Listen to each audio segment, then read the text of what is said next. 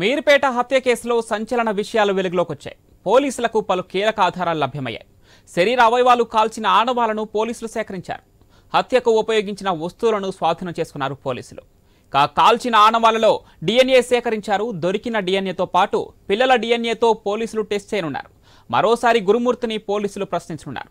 కాగా నిందితుడు గురుమూర్తి పిల్లల స్టేట్మెంట్ను పోలీసులు రికార్డ్ చేశారు. పండుగ తర్వాత ఇంట్లోకి రాగానే వాసన వచ్చిందని అమ్మ ఎక్కడా అని అడిగితే నాన్న మౌనంగా ఉన్నాడని గురుమూర్తికి సంబంధించిన విషయాలను పోలీసులకు చెప్పారు.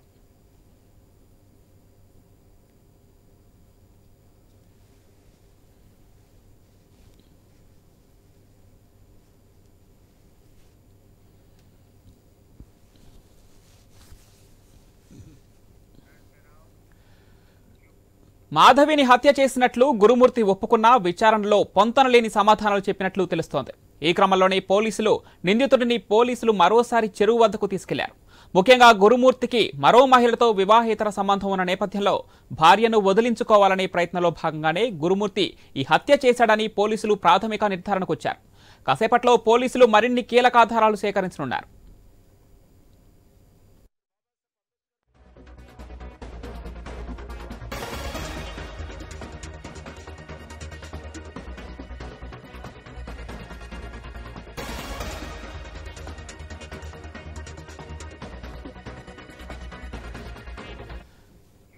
గురుమూర్తి ఉంటోన్న ఇంటి నుంచి అవశేషాలను పడేసినట్లుగా చెబుతున్న జిల్లెలగూడ చెరువు వరకు ఉన్న అన్ని సీసీ కెమెరాల DVRలను పోలీసులు స్వాధీనం చేసుకున్నారు. ఈ నెల 16 నుంచి మాధవి కదలికలు ఎక్కడా కనిపించకపోవడంతో ఇంట్లోనే ఆమె హత్య జరిగి ఉంటుందని నిర్ధారణకు వచ్చారు. శరీర భాగాలను డ్రైనేజీలో వేశాడేమో అనే అనుమానంతో పోలీసులు పరిసర ప్రాంతాల్లోని అన్ని డ్రైనేజీ మ్యాన్ హోళ్లను తెరిపించి పరిశీలించారు. అయినా ఎలాంటి ఆధారాలు లభించలేదు. గురుమూర్తిని మీర్పేటలోనే పోలీసులు విచారించారు. విషయం బయటకు పొక్కడంతో అతడిని ఓ రహస్య ప్రదేశానికి తీసుకెళ్లి విచారణ జరుపుతున్నట్లు సమాచారం.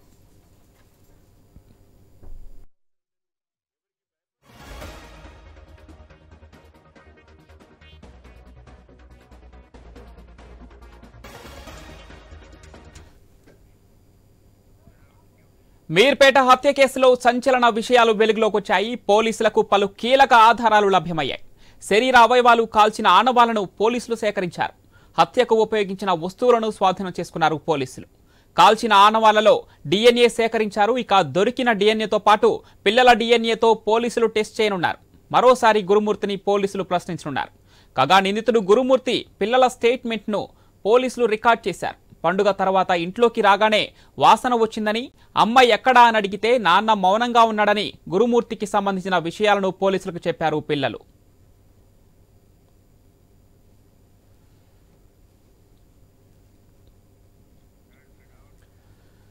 మాధవిని హత్య చేసినట్లు గురుమూర్తి ఒప్పుకున్నా విచారణలో పొంతనలేని సమాధానాలు చెప్పినట్లు తెలుస్తోంది.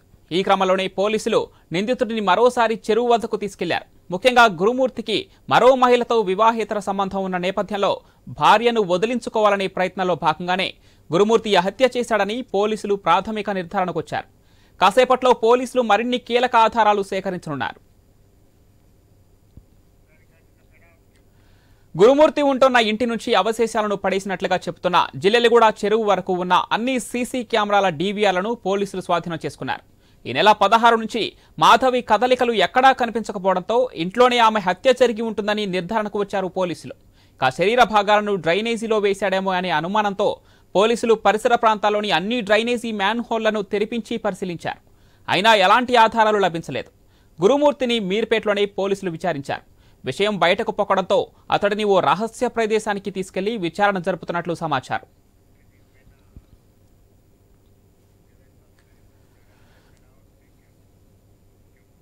మీర్పేట హత్య కేసులో పోలీసులు కొంత పురోగతి సాధించారు. కొన్ని కీలక ఆధారాలను సేకరించారు. అటు గురుమూర్తి పిల్లల స్టేట్మెంట్ కూడా రికార్డ్ చేశారు పోలీసులు.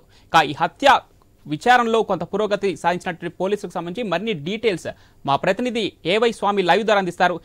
స్వామి, ఇటు చూసుకుంటే పిల్లల స్టేట్మెంట్ను పోలీసులు రికార్డ్ చేశారు. గురుమూర్తిని మరోసారి జిల్లెలగూడ చెరువు దగ్గరికి తీసుకెళ్లారు. పూర్తిగా విచారణ ఎంతవరకు వచ్చింది? మరిన్ని కీలక విషయాలు బయటకు రాబోతున్నాయి. దీనికి సంబంధించి పూర్తి డీటెయిల్స్ ఏంటి స్వామి?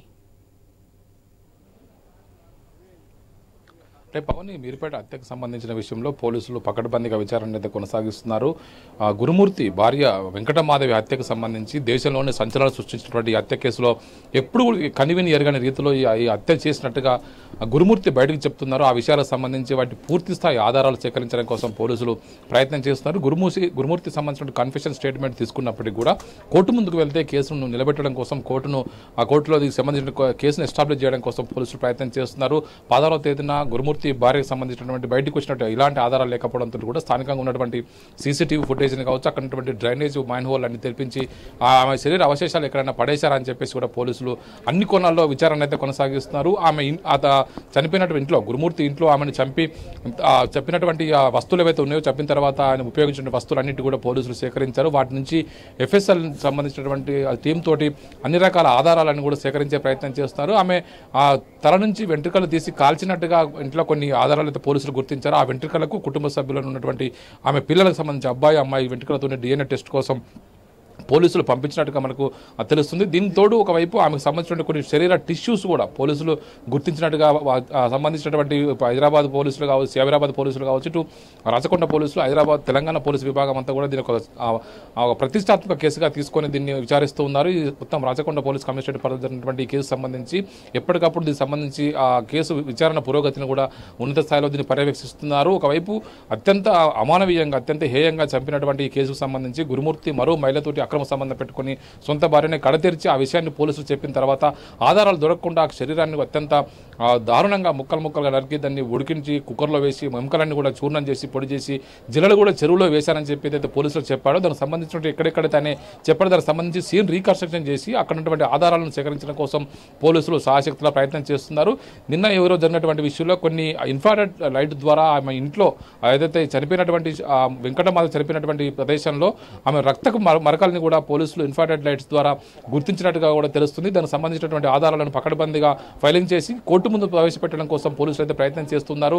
ఒకవైపు గురుమూర్తి మొత్తం కోర్టు ముందుకు వెళ్ళిన తర్వాత కన్ఫెషన్ స్టేట్మెంట్లు కనుక తిరగబడితే తర్వాత ఇబ్బంది అవుతుందని చెప్పేసి గుర్తించినటువంటి పోలీసులు దీన్ని పకడ్బందీగా కేసునైతే విచారణ కొనసాగిస్తున్నారు. అన్ని కోణాల్లో శాస్త్రీయపరమైనటువంటి ఆధారాలు సేకరించి కోర్టులో ఆ కేసును నిరూపించడం కోసం అతనికి కఠిన శిక్ష పడడం కోసం పోలీసులు ప్రయత్నం చేస్తున్నారు. ఎప్పుడు కనివిని వేరుగా రీతిలో ఇలా కూడా హత్య చేసి ఇంత క్రూరంగా అత్యంత పాశవికంగా హత్య ఏ విధంగా హేయంగా చేస్తారని చెప్పేసి కూడా అంతా కూడా చర్చించుకునే పరిస్థితి కనబడుతుంది. ఒకవైపు అతను యూట్యూబ్లో కావచ్చు ఇతర సోషల్ మీడియాలో చూసినటువంటి విధంగా తనని హత్య చేసినట్టుగా కూడా పోలీసులు చెప్పినట్టు తెలుస్తుంది. ఈ నెల 16వ తేదీన కుటుంబ సభ్యులకు సంబంధించి ఆమె అత్తమామలతో వెళ్ళి కోర్టు ఆమె మీర్పేట పిఎస్లో తన భార్య మిస్ అయినట్టుగా కేసు అయితే నమోదు చేశారు. మిస్సింగ్ కేసును కాస్త ఇప్పుడు మర్డర్ కేసుగా పోలీసులు మొత్తం మరిన్ని సెక్షన్స్ ఆల్టర్ చేసి అతని మీద మరిన్ని కేసులతో పకడ్బందీ కేసు పెట్టే ప్రయత్నం అయితే చేస్తున్నారు. ఇప్పటికే 3-4 రోజులుగా అతన్ని విచారిస్తున్నారు. ఆ స్థానికంగా ఉన్నటువంటి అతను సీన్ రీకన్స్ట్రక్షన్ చేయడం కావచ్చు, ఇటువైపు ఆయన ఇంట్లో కావచ్చు, ఒకవైపు జిల్లాలో చెరువులో కావచ్చు, అక్కడ ఎక్కడెక్కడైతే అతను తన అవశేషాలు పడేశారని చెప్తున్నారో వాటి అన్నింటినీ కూడా పోలీసులు సేకరించే పనిలో ఉన్నారు. ఇప్పటివరకు సేకరించిన ఆధారాలను సైంటిఫిక్ గా వాటిని మరింతగా పకడ్బందీగా వాటిని కనిపెట్టే ప్రయత్నం అయితే చేస్తున్నారు. ఆమె తల వెంట్రుకల్ని ఏదైతే ఇంట్లో కాల్చినప్పుడు తల వెంట్రుకలు కొన్ని అక్కడ పడిపోయా వాటిని పోలీసులు సేకరించి వాటిని సంబంధించిన డిఎన్ఏ డీకోడింగ్ చేస్తున్నారు. ఒకవైపు ఆమె పిల్లల సంబంధించిన డిఎన్ఏ తల్లి డిఎన్ఏ కనుక సరిపోలిస్తే ఖచ్చితంగా ఈ కేసుకు సంబంధించి మరింత పటిష్టంగా కేసు రూపొందించే అవకాశం కనబడుతుంది. అదేవిధంగా ఆమె శరీరం నుంచి సేకరించినటువంటి టిష్యూస్ ని పోలీసులు సేకరించారు. వాటిని సంబంధించి కూడా కొంత నిరూపించే అవకాశం కోసం పోలీసులు అన్ని కోణాల్లో దర్యాప్తు చేస్తూ ఈ కేసును పకడ్బందీగా కట్టే ప్రయత్నం అయితే చేస్తూ ఉన్నారు. మరోవైపు గురుమూర్తి గతంలో మిలిటరీలో పనిచేస్తారు, ఎక్స్‌పర్మిస్మెన్ గా ఉన్నాడు. ఒకవైపు దేశభక్తితో పనిచేయాల్సిన వ్యక్తి, ఒకవైపు ఇప్పుడు మిలిటరీ నుంచి వచ్చిన తర్వాత ఇలాంటి అమానవీయంగా హేయంగా ఇంత కిరాతకంగా ఏ విధంగా ప్రవర్తించారని చెప్పేసి కూడా అంతా చర్చించుకుంటున్నారు. తన భార్య పైన కోపం ఉంటే విడాకులు ఇవ్వచ్చుగా ఒకవైపు మరోవైపు కూర్చొని మాట్లాడుకోవచ్చు, కానీ ఇంత పాశవికంగా హత్య చేసి ముక్కలుగా నరికి ఆమె శరీరాన్ని ఉడికించి ఒకవైపు ఆమె సంబంధించి పొడి చేసి చెరువులో చల్లడం ఏంటని చెప్పేసి కూడా అంత సభ్యసభ్యం తలదించుకునే విధంగా అతను చేసినటువంటి ఏదైతే చర్య ఉందో దానికి సంబంధించి అందరూ ఖండిస్తున్నారు. ఒకవైపు గురుమూర్తికి కఠిన శిక్ష పడే విషయం బయటకు పోకడంతో అటు గురుమూర్తిని ఒక రహస్య ప్రదేశంలో విచారిస్తున్నట్టు తెలుస్తుంది. ఇక అటు గురుమూర్తిని ఎన్ని రోజులకి మీడియా ముందు ప్రవేశపెట్టే అవకాశం ఉందనుకోవచ్చు?